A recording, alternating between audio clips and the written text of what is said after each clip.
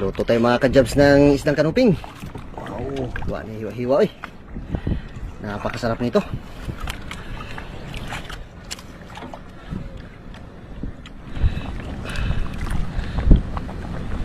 Higot ang sabaw.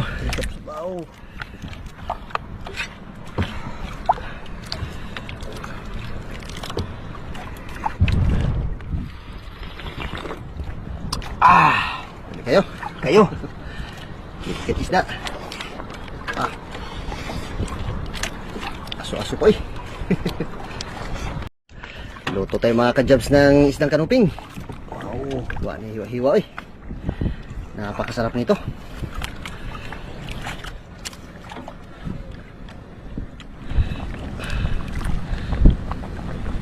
Higot ang sabaw.